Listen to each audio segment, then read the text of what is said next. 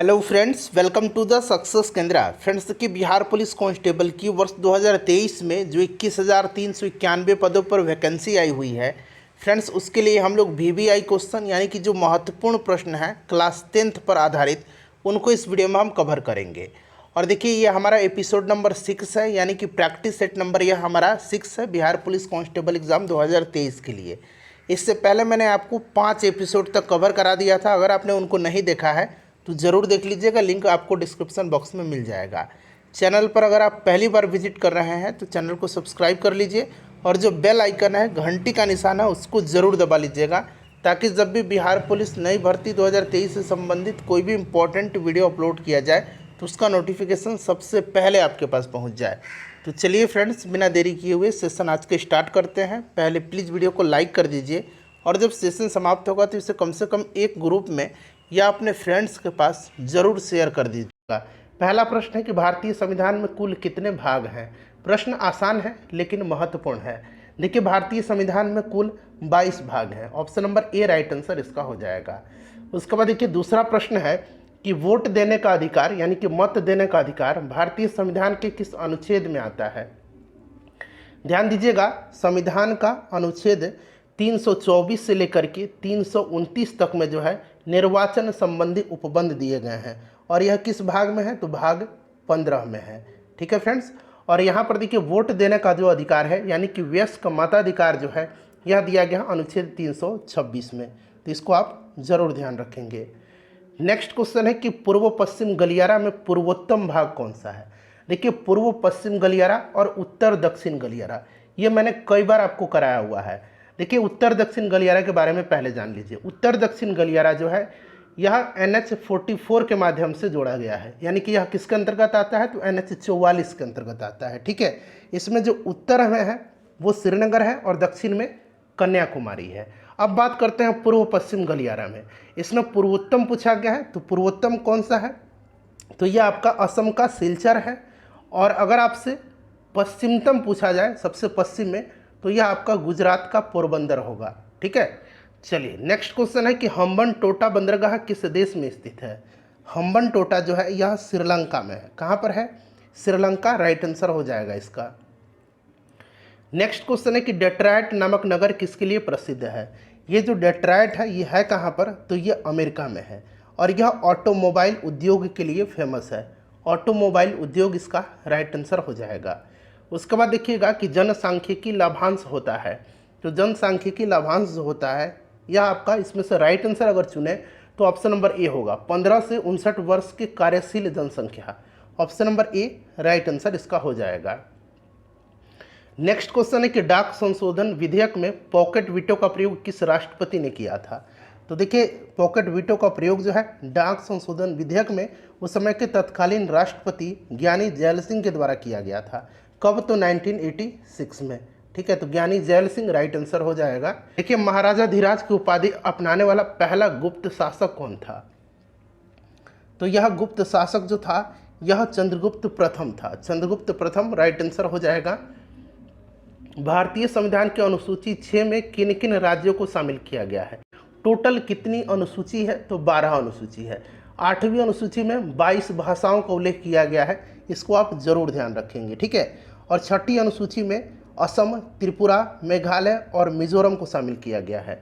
तो right answer इसका क्या हो जाएगा, करेक्ट आंसर इसका ऑप्शन नंबर ए हो जाएगा, असम, त्रिपुरा, मेघालय और मिजोरम। नेक्स्ट क्वेश्चन है हमारा कि नील दर्पण नामक पुस्तक किसने लिखी। देखिए फ्रेंड्स, ध्यान दीजिएगा, आज हम बात करने वाले हैं बिहार पुलिस कांस्टेबल की जो नई वैकेंसी वर्ष 2023 में आई हुई है उसके लिए बेस्ट बुक के लिए। देखिए, ये चक्षु पब्लिकेशन का बुक है जो कि बिहार पुलिस कांस्टेबल 2023 के लिए सबसे बेस्ट बुक है। और इस बुक की खासियत क्या है तो देखिए, इसमें आपका जो कंप्लीट सिलेबस है उसको कवर कराया गया है। यहाँ पर आप फ्रेंड्स देख सकते हैं बिहार पुलिस भर्ती परीक्षा 2023 संपूर्ण स्टडी गाइड, यानी कि इसमें सारा का सारा चीज़ जो आपके सिलेबस में दिया गया है वह इसमें संग्रहित किया गया है। यहाँ पर देखिए, सामान्य अध्ययन, सामान्य हिंदी, अंग्रेजी, गणित, समसामयिकी, बिहार एक अवलोकन, इसमें जो है 2023 के सभी महत्वपूर्ण करंट अफेयर्स का संकलन भी किया गया है। यहाँ पर आप देख सकते हैं ये पाठ्यक्रम है। यहाँ पर हिंदी का कंप्लीट सिलेबस है। उसी प्रकार से यहाँ पर देखिएगा अंग्रेजी का सिलेबस दिया गया है, गणित का सिलेबस दिया गया है। सामाजिक अध्ययन में इतिहास, यहाँ पर देखिएगा तो भूगोल है। उसके बाद देखिए तो यहाँ पर फ्रेंड्स आपका राजनीति शास्त्र है यानी कि पॉलिटी है। उसी प्रकार से यहाँ साइंस का भी आपका फिजिक्स, यहाँ पर देखिए भौतिक विज्ञान यानी कि फिजिक्स, केमिस्ट्री और बायोलॉजी, सबका जो है अलग अलग यहाँ पर दिया गया है। यहाँ पर आप देख सकते हैं केमिस्ट्री है और फिर यहाँ पर देखिए तो नीचे आपको यहाँ पर बायोलॉजी भी इसमें दिया गया है। साथ ही साथ जीव विज्ञान देखिए यहाँ पर है। साथ ही साथ इसमें करंट अफेयर्स का जो है संकलन किया गया है। यहाँ पर आप देख सकते हैं फ्रेंड्स समसामयिकी जो 2023 के सबसे महत्वपूर्ण करंट अफेयर्स हैं उनको यहाँ पर 2022 और 2023 के उनको यहाँ पर संग्रहित किया गया। और यहाँ पर देखिए बिहार एक अवलोकन यानी कि बिहार से संबंधित भी जितने भी इम्पोर्टेंट फैक्ट्स हैं उनको इस बुक में दिया गया है। आप कह सकते हैं ये कि कंप्लीट स्टडी गाइड है। इसको आप पढ़ करके अपनी तैयारी को मजबूत करिए। और साथ ही साथ फ्रेंड्स मैं आपको एक और बुक बताऊंगा जो कि इसी पब्लिकेशन का है, उसको आप ख़रीद करके अपनी तैयारी को और भी मजबूत आप कर सकते हैं। यहाँ पर देखिए ये फ्रेंड्स ये बिहार से संबंधित जो है महत्वपूर्ण परीक्षा उपयोगी प्रश्न दिए गए हैं। साथ ही साथ यहाँ पर आप देखिए 2021 का हाल प्रश्न पत्र है। और इस बुक की मैं बात कर रहा था जो कि चक्षु पब्लिकेशन का है। इस बुक को भी खरीदिए और अपनी तैयारी को और भी मजबूत करिए। नील दर्पण को लिखा किसने है? तो फ्रेंड्स दीनबंधु मित्र ने लिखा है। दीनबंधु मित्र इसका राइट आंसर हो जाएगा, बहुत ही इंपॉर्टेंट है। निकोलो कोंटी नामक इटावली यात्री किसके शासनकाल में भारत आया था? तो यह जो निकोलो कोंटी था यह आया था देवराय प्रथम के शासनकाल में। डोमिंग पायस और बारबोसा ये आए थे किसके समय में? तो यह कृष्णदेव राय के समय में आए थे। बारबोसा और डोमिंग पायस, ठीक है। देवराय प्रथम राइट आंसर हो जाएगा। उसके बाद देखिएगा कि अवध की ब्रिटिश साम्राज्य में मिलन के समय अवध के नवाब कौन था? देखिए इस पर जो है कुशासन का आरोप लगा करके 1856 में डलहौजी जो था, लॉर्ड डलहौजी, इसी ने इसका विलय ब्रिटिश साम्राज्य में कर लिया था, ठीक है। और वाजिद अली शाह उस समय जो था अवध का नवाब था। अगला प्रश्न है हमारा कि हाइसिस नामक उपग्रह का प्रक्षेपण किस यान से किया गया था? यह उस समय का करंट का प्रश्न हो सकता है। तो PSLV C-43, ठीक है। चलिए उसके बाद देखिएगा कि ऑस्ट्रेलियाई ओपन 2019, अब आपको 2019 नहीं 2023 याद रखना है। यहाँ ध्यान दीजिए, ऑस्ट्रेलियाई ओपन 2023 में पुरुष एकल का खिताब किसने जीता है? तो नोवाक जोकोविच ने जीता है। 2023 ऑस्ट्रेलियाई ओपन महिला एकल का खिताब किसने जीता है? तो एरिना सबलेंका ने जीता है। नाम याद रखना आपको, ठीक है। एरिना सबलेंका महिला एकल का और पुरुष एकल का नोवाक जोकोविच ने जीता है। लालजी टंडन बिहार के कौन से राज्यपाल हैं? अब देखिए बिहार के नए राज्यपाल बने हैं राजेंद्र विश्वनाथ अर्लेकर। अगर आपसे पूछा जाए कि बिहार में वर्तमान में राज्यपाल कौन है तो उनका नाम याद रखेंगे, राजेंद्र विश्वनाथ अर्लेकर। नेक्स्ट क्वेश्चन है कि बिहार का न्यूनतम जनसंख्या वाला जिला कौन सा है? न्यूनतम जनसंख्या वाला जिला जो है यह शिवहर है। अधिकतम पूछेगा तो अधिकतम पटना का जनसंख्या है। असहयोग आंदोलन प्रारंभ होने का कारण क्या था? असहयोग आंदोलन स्टार्ट कब हुआ था? तो 1 अगस्त 1920 को, 1 अगस्त 1920 को, ठीक है। इसका कारण जालियांवाला बाग हत्याकांड था, ठीक है फ्रेंड्स, ध्यान रखेंगे। अच्छा, जालियांवाला बाग हत्याकांड हुआ था कब? तो 13 अप्रैल 1919 को। डेट सहित आपको याद रखना है। घातक क्या है? घातक क्या है? तो घातक जो है भारत का एक लड़ाकू विमान है। उसके बाद देखिए वर्ष 2020 के लिए विश्व की स्थापत्य राजधानी किस शहर को घोषित किया गया? तो ये रियो डी जेनेरियो को किया गया था। और एक इम्पॉर्टेंट मैं करंट अफेयर्स का इसी से रिलेटेड प्रश्न बता रहा हूँ। अगर आपसे पूछा जाए कि यूनेस्को की विश्व पुस्तक राजधानी के रूप में किसे नामित किया गया है तो याद रखेंगे ये घाना का एकरा शहर है। घाना का एकरा शहर है, घाना का, ठीक है, जिसको कि यूनेस्को ने विश्व पुस्तक राजधानी के रूप में नामित किया है। चलिए नेक्स्ट क्वेश्चन है कि बिहार का सर्वाधिक लिंगानुपात वाला जिला कौन सा है? आज मैंने एक इम्पॉर्टेंट सेट कराया हुआ है जिसमें कि परीक्षा पर आधारित प्रश्न को मैंने कराया है, उसको आप जरूर देख लीजिएगा। तो सर्वाधिक लिंगानुपात गोपालगंज का है, सबसे कम पूछेगा तो मुंगेर का है। बिहार में शिशु मृत्यु दर कितना है? तो अब अगर हम बात करें तो अब शिशु मृत्यु दर घट करके कितना हो गया है? तो ये 27 हो गया है, ठीक है। 27 आप याद रखेंगे। अभी जो बजट आया था उसमें इसका जिक्र भी किया गया है।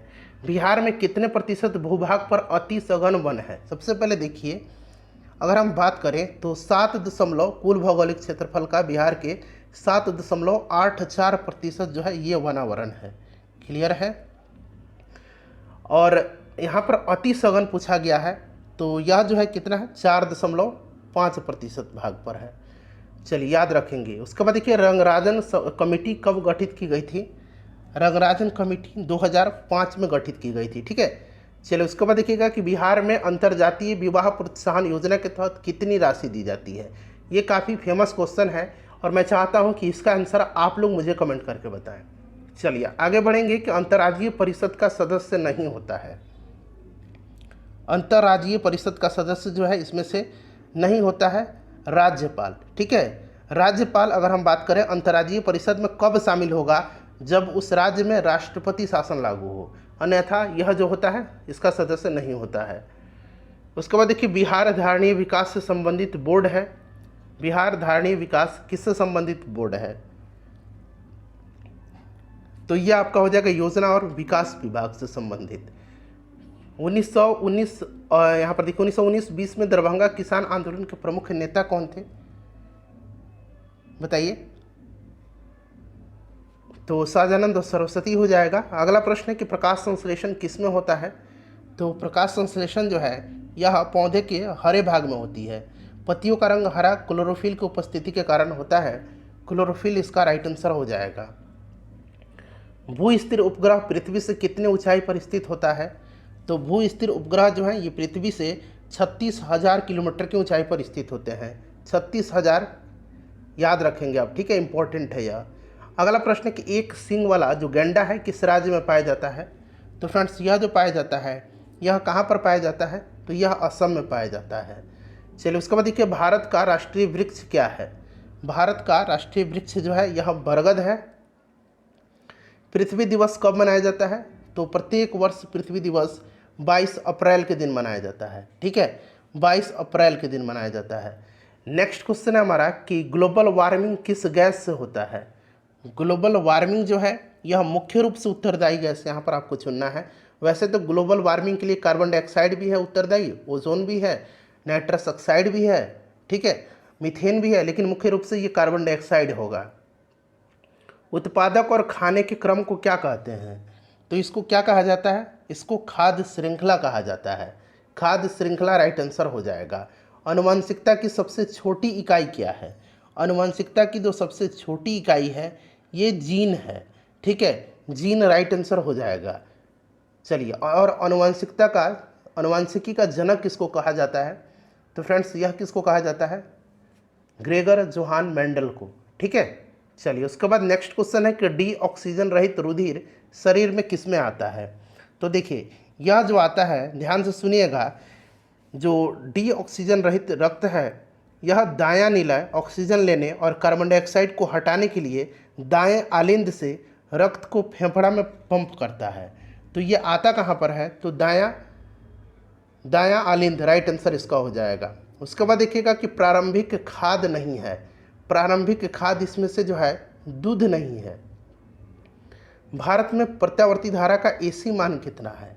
तो ये 50 हर्ट्ज है और 220 वोल्ट की सप्लाई की जाती है, ये आपको पता भी है।